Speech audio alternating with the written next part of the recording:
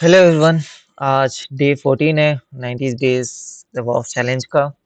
So welcome to my YouTube channel DevOps with Krishna, जहाँ पे हम कोशिश कर रहे हैं कि हम कम कम से कम 90 दिन के अंदर जो हमने टारगेट कर रखा है, हम इतने सक्षम हो जाएं या फिर इतने कैपेबल हो जाएं कि हम किसी लैंड जॉब अच्छे जॉब में लैंड कर सकें एज अ DevOps इंजीनियर, और आईटी फील्ड में हम अपना कदम रख सकें। अगर आप फ्रेशर हो तो आपके पास इतने स्किल हो ताकि आपका रोल मिड लेवल से लाइक जूनियर लेवल से मिड लेवल में आप ट्रांसफ़र हो सके हो, और इतना नॉलेज हो जाए ताकि आपको, अगर आप फ्यूचर में भी कुछ बेसिक कॉन्सेप्ट्स वगैरह या फिर इंटरमीडिएट कॉन्सेप्ट्स वगैरह आप सीख रहे हो तो आपको कृष्णा याद आए।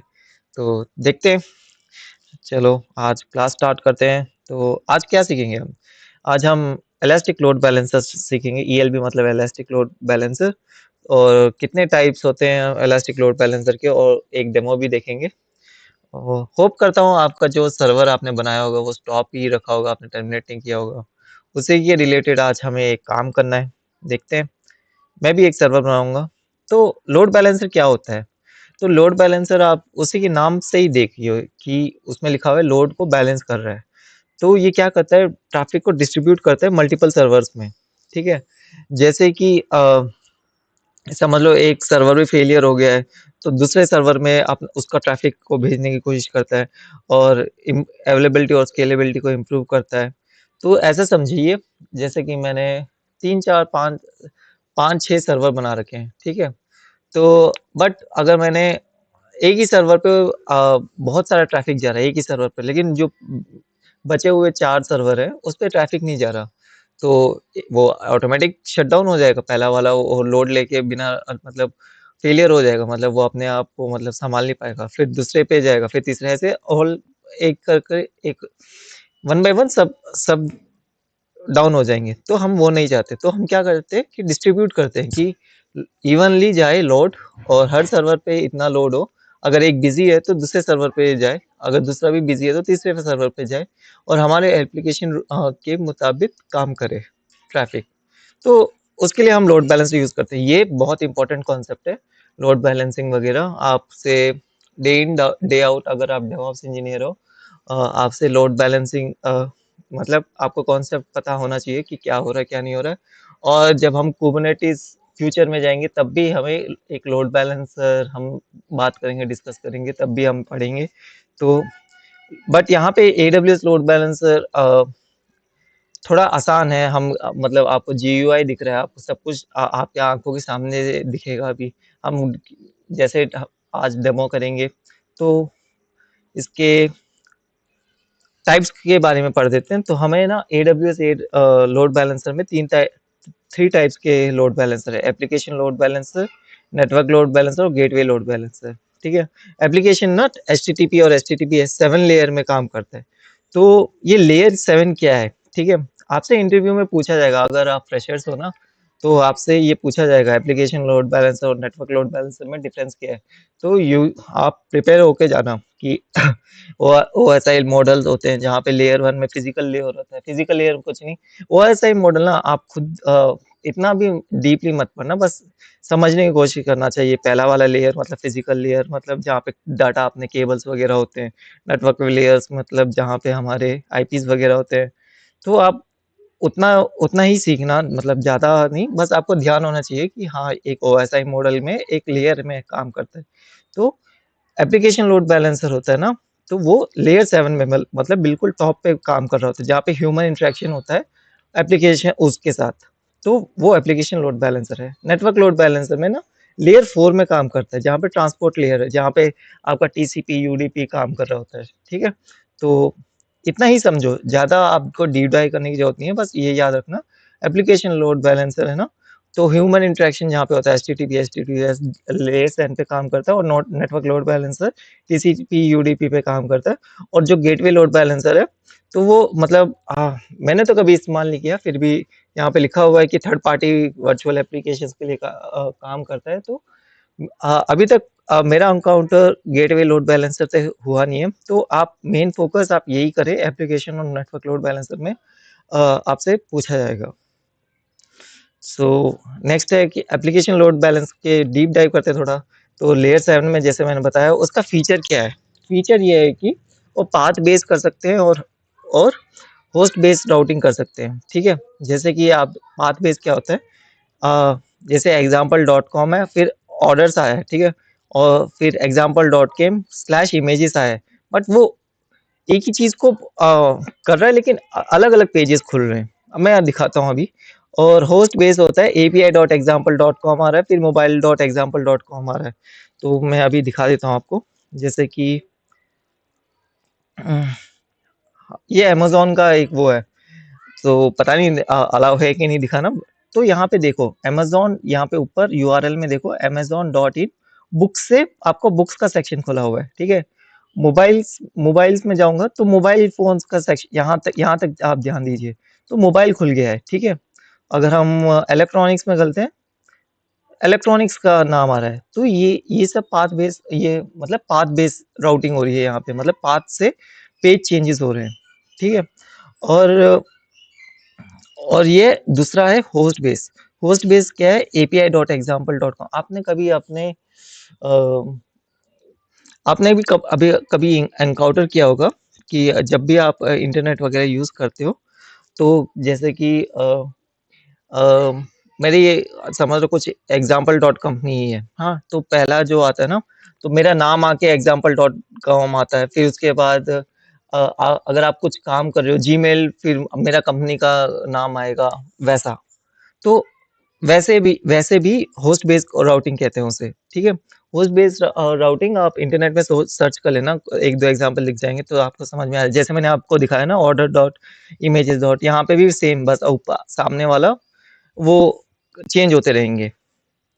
तो ये माइक्रोसॉफ्ट सर्विसेज और कंटेनर बेस के लिए अब बेस्ट रहते हैं। तो हर जगह आपको एप्लीकेशन लोड बैलेंसर ही ज़्यादातर दिखेगा, और नेटवर्क लोड बैलेंसर भी इतना दिखेगा, लेकिन वो इसलिए यूज़ करते हैं ताकि वो फास्ट रहता है। तो सपोर्ट एचटीटीपी और वेब सॉकेट्स को करता है ये एप्लीकेशन लोड बैलेंसर।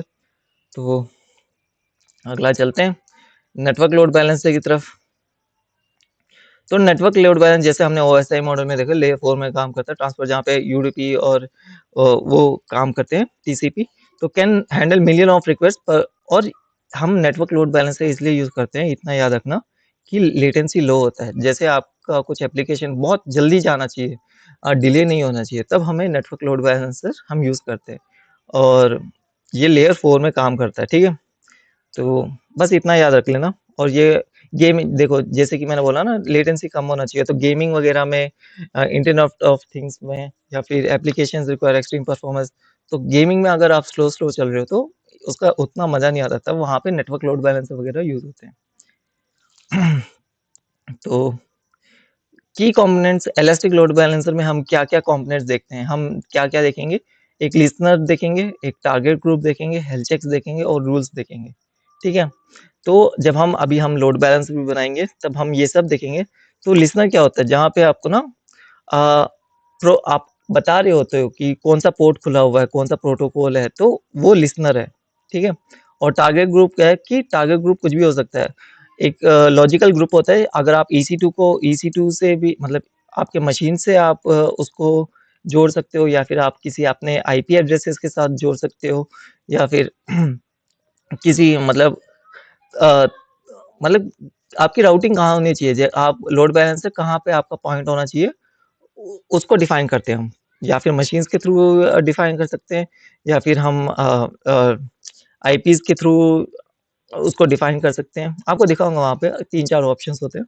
फिर हेल्थ चेक्स होता है, अगर वो ये टारगेट मतलब लोड बैलेंस क्या करता है ना, हेल्थ मशीन हेल्दी है कि नहीं वो चेक करता रहता है। अगर वो मशीन अनहेल्दी है तो उसको पता लग जाता है, अच्छा यहाँ पे अनहेल्दी है, तो वो मैं ये भी दिखाऊंगा आपको जब हम डेमो करेंगे, तो वो राउटिंग दूसरी तरफ भेजना स्टार्ट कर देता है। ठीक है, सो वहाँ पे रूल्स भी देखेंगे। रूल्स में हम पाथ दे सकते हैं कि स्लैश एडमिन, जैसे आपको दिखाया था, स्लैश मोबाइल में जाना है तो मोबाइल का पेज खुल रहा है, स्लैश इलेक्ट्रॉनिक्स में जा रहे थे इलेक्ट्रॉनिक्स का पेज खुल रहा है, तो हम वैसे भी रूल्स देख सकते हैं वहाँ पे। तो अभी हम डेमो करते हैं, और थोड़ा ये इम्पोर्टेंट भी है डेमो, ताकि समझने के लिए आपको, मतलब बस थियोरेटिकल ही नहीं, आपका हैंड्स ऑन भी होना चाहिए। तो जैसे कि मैंने बोला कि आपको शायद आपने EC2 ये वेब सर्वर आपने बंद ना किया हो। अभी हम इसको ऑन करते हैं, शायद ऑन ही होगा मेरा। तो हाँ, इसको ऑन करते हैं। EC2 इंस्टेंस स्टार्ट इंस्टेंस, और एक और इंस्टेंस को लॉन्च कर देते हैं। पहले इसको करते हैं लॉन्च इंस्टेंस, एक वेब सर्वर 2 बनाते हैं। वेब सर्वर 2 हमें अमेजोन लिनक्स लेंगे, ये सब डिफॉल्ट रखना, माइक्रो रखना। माई सर्वर ले लेते हैं, यहाँ पे VPC सेम ले लेना। एग्जिस्टिंग ले लेना, हमारा शायद लॉन्च विजार्ड 3 है। और ये सब एक इंस्टेंस लॉन्च कर देना। हमें क्या चाहिए, हम हाँ डेमो करने वाले हैं ना, तो हमारा डेमो का आर्किटेक्चर ऐसा काम करेगा कि यूजर जाएगा, लोड बैलेंसर से बात करेगा, और लोड बैलेंसर अपने आप सर्वर 1 और सर्वर 2 को सेलेक्ट करेगा। सो इस काम से हम ऐसा आर्किटेक्चर अभी हम बनाएंगे, इसलिए हम सर्वर 1 हमारे पास पहले से बना हुआ है। अभी हम सर्वर 2 बना रहे हैं, वेब सर्वर 2 बना रहे हैं, ठीक है। तो अभी देखते हैं कितने वेब सर्वर बने हुए हैं। तो यहाँ पे दोनों वेब सर्वर 1, इसको भी वेब सर्वर 1 लिख देते हैं नाम। आप भी ट्राई करना, आप बिना ट्राई, अगर आप डेमो हैंड्स ऑन नहीं कर रहे हो ना, तो there is no use to, मतलब आपको इतना वो नहीं आएगा। आपको लग रहा होगा अभी अभी आप ऐसे आंखों से देख रहे हो, तो इट विल बी लाइक आप बहुत आसान है, हम कर लेंगे। जब आप करोगे ना, then you will get the difficulties कि अच्छा यहाँ पे मैं स्टक हो रहा हूँ, तो आप तब रिसर्च करोगे। तो पहले वाले का वेब सर्वर 1 रखा हुआ है, दूसरे वाले का वेब सर्वर 2 रखा हुआ है। पहला वाला वेब सर्वर जैसे कि हमने इलास्टिक आईपी भी डाला हुआ है, होप करता हूँ कि ये काम कर रहा होगा। तो हमने देखा था कि मेरा एक एप्लीकेशन चल रहा था, तो यहाँ पे भी एप्लीकेशन, अभी हम थोड़ा इसको चेंज करते हैं ताकि आपकी अंडरस्टैंडिंग बढ़ सके। जब हम लोड बैलेंस लगाएंगे तो कनेक्ट कर रहे हैं, वेब सर्वर 1 में कनेक्ट कर रहे हैं। हाँ, तो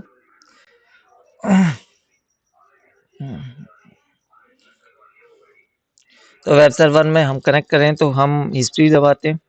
हमने क्या क्या दबाया, एक ये भी एक कमांड है हिस्ट्री, तो sudo su कर दबाया, sudo su, फिर दोबारा हिस्ट्री। अच्छा, हमने sudo su, यहाँ पे हिस्ट्री दबाते हैं।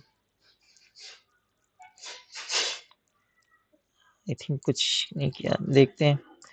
ये 1 ही है ना, वेब सर्वर 1 ही है, तो अब हम जाते हैं, फाइंड कमांड यूज करते हैं, फाइंड स्लैश नेम, और हम index.html को ढूंढने की कोशिश करते हैं, .html।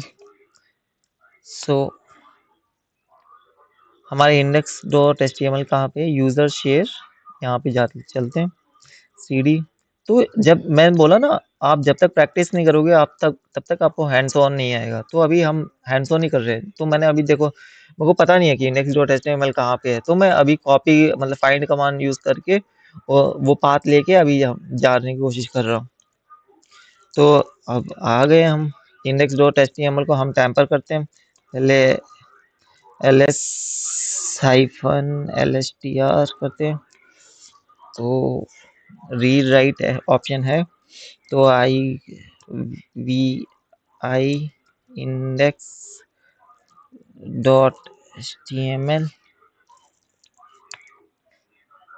तो ये सब इस सर्वर का वो है, इस सर्वर का कोड है।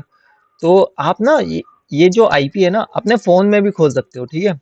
हाँ, अपने फ़ोन में से भी आप खोलोगे ना, तो ये वेबसाइट खुल जाएगा। जो अगर आपने वेबसाइट एक बनाया हुआ है, तो अपने फ़ोन नंबर से भी ये आईपी वगैरह खोलोगे ना, कहीं से भी, आपका किसी भी लैपटॉप के या फिर किसी भी दोस्त को दोगे ना, भाई देखो मैंने अपना एक खुद का वो सर्च किया है, तो they will also get interested. आप पैसे भेजो।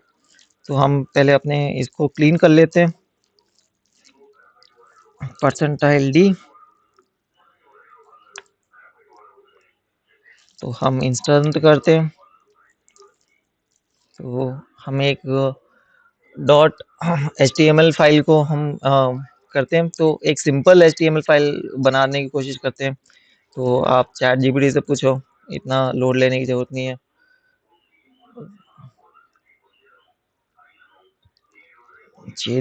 हम जेमिनी से पूछते हैं, जेमिनी एआई से पूछते हैं एक HTML बनाओ, गूगल जेमिनी से गिव सर्वर वन index.html।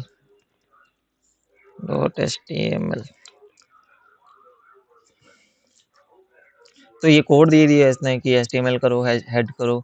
तो आप ये डाल देना डायरेक्ट कॉपी करके।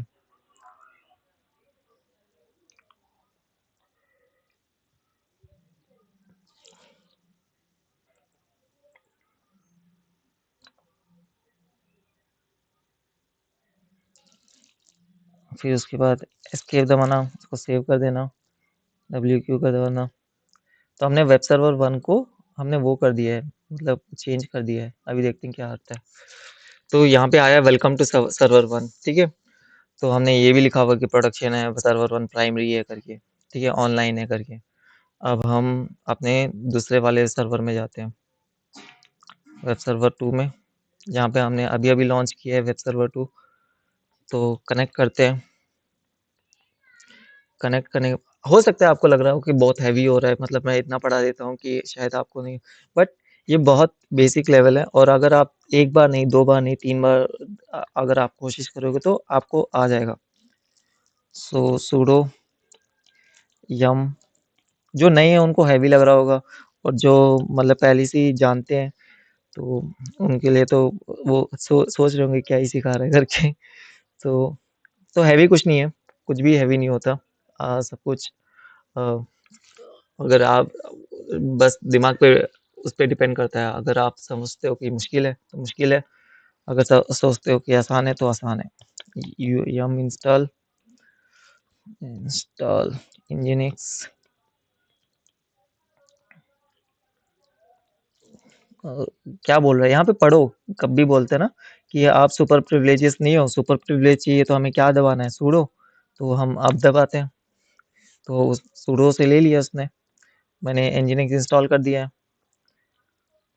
तो हमें मालूम नहीं है कि index.html कहाँ पे है, फाइंड करके स्लैश करके, मतलब मेरे को मालूम है, बस आपको दिखाने के लिए। नेम, फिर index.html, index.html, दोबारा प्रिविलेजेस। तो यहाँ पे देखो परमिशन देना है, परमिशन देना है, परमिशन देना है ना। तो क्यों आ रहा है परमिशन डिनाइड, क्योंकि मैं सूडो यूजर नहीं हूँ, EC2 यूजर से हूँ। तो सूडो बनाते हैं। मैं लाइव कर रहा हूँ, ठीक है। मैं ऐसा कुछ मतलब कुछ पहले से सीख के, मतलब पहले से रिहर्सल करके नहीं आता। मैं डायरेक्ट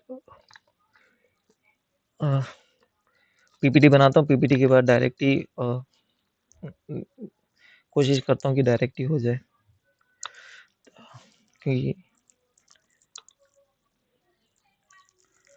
तो हम वी आई index.html कर देते हैं। इंडेक्स, टैब दबा दो, टैब से जहाँ अगर वहाँ पे हो तो ये पहले वाला इंजीनिक्स है, ठीक है। तो हम आई दबा के, यहाँ पे बोल रहा है कि रीड ऑन लिया, हमें परमिशन देना पड़ेगा। क्यू क्यूट करते हैं। तो हम LSF sudo su बनते हैं, sudo su। अब करते हैं वी आई इंडेक्स, देखते हैं अब ये एडिट करने देता है कि नहीं। हाँ, एडिट करने दे रहा है। आप चाहे तो उसका वो चेंज कर सकते थे, परमिशन दे सकते थे। तो हम आई दबा के गूगल जेमिनी ने जो कोड दिया था वो करके, यहाँ पे पेस्ट करके, यहाँ पे सर्वर 1 लिखा हुआ है। सर्वर 1 कहाँ लिखा हुआ है, सर्वर 1,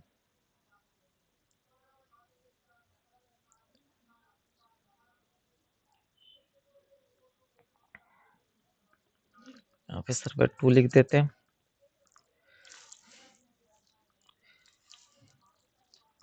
और क्या क्या लिखा हुआ है, वेलकम टू सर्वर 1। अभी हमें देखना है कि वेलकम कहाँ लिखा हुआ है।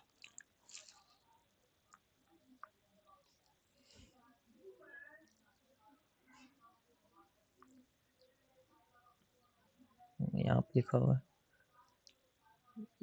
ये टाइटल है, यहाँ पे आपको टाइटल लिख रहा है ये यहाँ पे, तो ये हम 2 दबा देते हैं।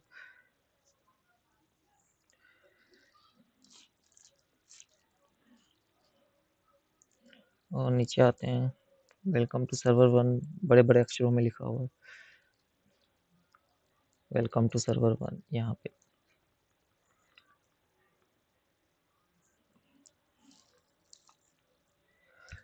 तो बस इतना करके आप सेव कर दो। तो आप इसका आईपी ले लो, ठीक है, इसका आईपी लेके आप ओपन करने की कोशिश करो, होपफुली ओपन हो जाए। अगर नहीं हुआ तो आपको डिबग करना है क्यों नहीं हो रहा करके। तो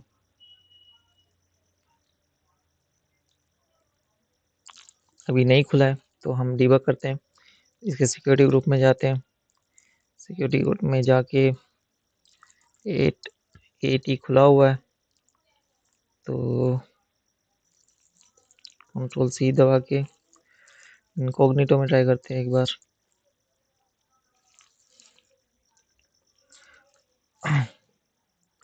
HTTPS नहीं है अपना, नहीं खुल रहा। आपको जैसे पता होगा कि हम क्या करते हैं, सिस्टम CTL इनेबल से हमने पैकेज को इंस्टॉल कर दिया है, लेकिन हमने बताया नहीं उसे। Enable nginx system CTL start nginx। देखो छोटी छोटी गलतियां हैं, तो अभी ओपन हो जाएगा। तो वेलकम टू सर्वर 2 आ गया। अभी हम लोड बैलेंसर बनाते हैं, हमारा सर्वर 1 खुल गया है, सर्वर 2 खुल गया। अभी हम लोड बैलेंसर बनाते हैं। सो लोड बैलेंसर लेना, हमें एक टारगेट ग्रुप बनाना होता है, तो हम पहले एक टारगेट ग्रुप बना देते हैं। 2 बनाएंगे। तो यहाँ पे देखो 3-4 तरीके से पूछे हुए हैं, ठीक है। एक इंस्टांस है, एक आईपी एड्रेसेस है, और एक लैम्बडा फंक्शन है, और एक मतलब आप ये सब आप टारगेट ग्रुप के नीचे आप अटैच कर सकते हो। तो जब हम नेटवर्क लोड बैलेंसर को इस्तेमाल करने की कोशिश करते हैं एज अ सर्वर, तब हम नेटवर्क लोड बैलेंसर में ना एप्लीकेशन लोड बैलेंसर को अटैच करने के लिए तब यूज़ करते हैं। आईपी एड्रेसेस कब आता है, जब आप स्पॉट इंस्टांस वगैरह यूज़ करते हो तब आईपी एड्रेस लेते हैं, ठीक है। अब हम इसको वेब सर्वर 1 दबाते हैं, वेब सर्वर 1 टारगेट ग्रुप 1 80 पे काम करेगा। तो यहाँ पे पाथ आ रहता है, जैसे मैंने आपको दिखाया था पाथ बेस करके। अगर आप पाथ अगर आपका इनेबल हो रखा है और आप मतलब डेवलपर ने बता रखा है पाथ, तो आप पाथ दोगे। अभी हम बिना पाथ के ही चेक करेंगे। तो वेब सर्वर 1 को ही लेते हैं, include as pending below target, create target group.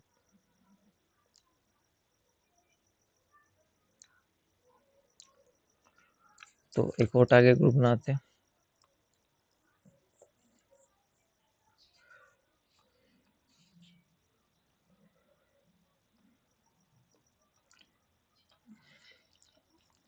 Web server target group 2।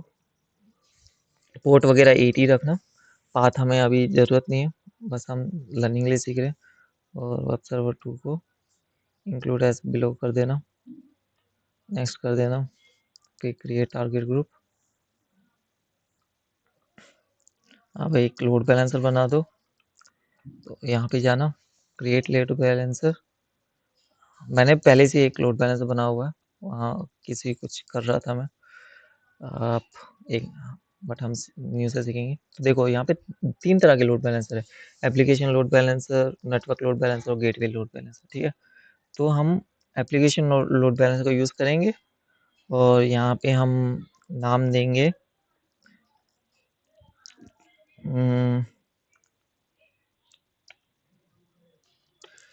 इंजीनिक्स server करके,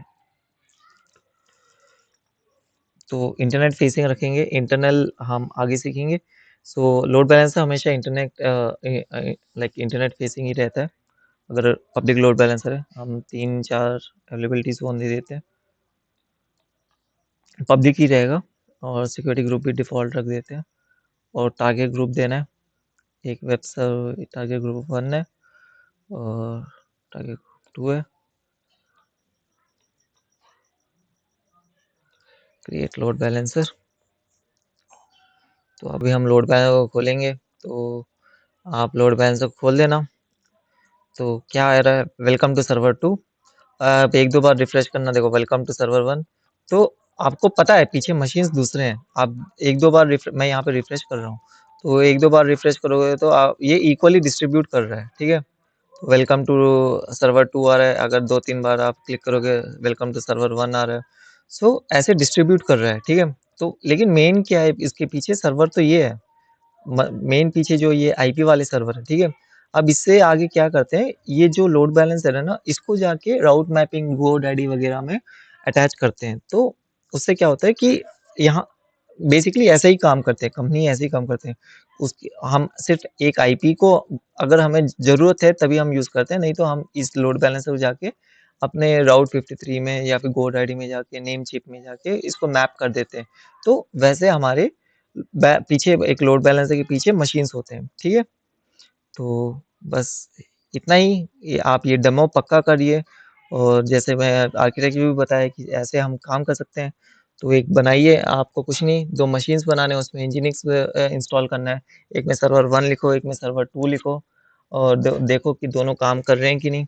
फिर सर्वर 1 सर्वर 2 लिखने के बाद आप क्या करना है, एक लोड बैलेंसर बनाना और टारगेट ग्रुप बनाना, और टारगेट ग्रुप को अटैच करना लोड बैलेंसर के थ्रू। आप चाहे तो वीडियो पॉज़ करके भी देख लेना, फिर आप अपना लोड बैलेंसर ओपन करके वहाँ पे सिक्योरिटी ग्रुप में, लोड बैलेंसर में भी एक सिक्योरिटी ग्रुप होता है, उसको भी आप ओपन करके एक बार ट्राई करना। अगर आपका खुल रहा है तो वेल एंड गुड, और आपका वेबसाइट होस्ट हो रहा है विद अ लोड बैलेंसर। तो थैंक यू। तो स्टे कनेक्टेड, और आप अपने नीडेड पर्सन को या फिर जो डेवॉप्स में आना चाहता है उसके साथ शेयर और सब्सक्राइब कीजिए चैनल को, और कमेंट कीजिए day 14 done. Thank you. Thank you.